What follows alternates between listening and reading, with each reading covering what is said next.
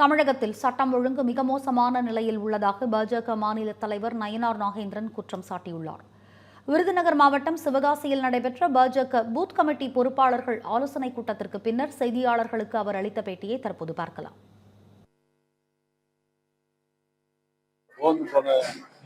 ஒரு எஸ்ஐ வெட்டி படுகொலை செய்யப்பட்டது. காவல்துறைக்கு அன்னைக்கு காவல் இல்லை. அதே நேரத்தில் பெரிய கடை வீதி போலீஸ் ஸ்டேஷன் ஒருத்தர் தூக்கில தொங்கியிருக்கார்.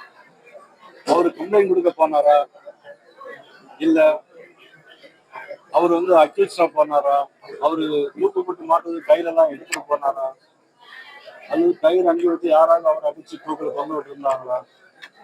போலீஸ் ஸ்டேஷன்லயே தூக்கில தொங்குடைய அளவுக்கு ஒரு நிலைமை மிக மோசமா போயிருக்கு.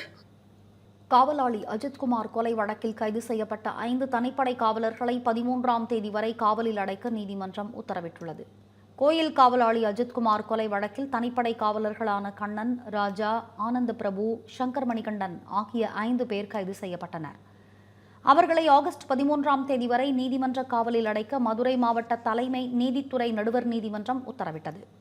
இதனிடையே 5 பேரையும் 2 நாட்கள் காவலில் எடுத்து விசாரிக்க சிபிஐ அதிகாரிகளுக்கு அனுமதி அளித்து நீதிபதி உத்தரவிட்ட நிலையில் மதுரை ஆத்திகுளம் பகுதியில் உள்ள சிபிஐ அலுவலகத்தில் 5 தனிப்படை காவலர்களிடமும் தனித்தனியாக விசாரணை நடைபெற்றது.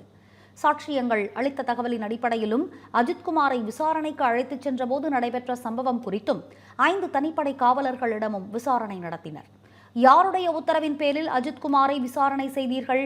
அஜித்குமாரை ஒரு நாள் முழுக்க அடித்து துன்புறுத்தியது ஏன்? அஜித்குமார் தாக்கப்பட்டு காயமடைந்த நிலையில் மருத்துவமனைக்கு அழைத்துச் செல்லாதது ஏன்? உள்ளிட்ட கோணங்களில் விசாரணை மேற்கொண்டனர். 2வது நாள் விசாரணை முடிவடைந்த பின்னர் 5 தனிப்படை காவலர்களை மதுரை மாவட்ட தலைமை நீதித்துறை நடுவர் நீதிமன்ற நீதிபதி முன்பாக சிபிஐ அதிகாரிகள் ஆஜர்படுத்தினர். பின்னர் 5 பேரையும் ஆகஸ்ட் 13ஆம் தேதி வரை காவலில் அடைக்க நீதிபதி உத்தரவிட்டார்.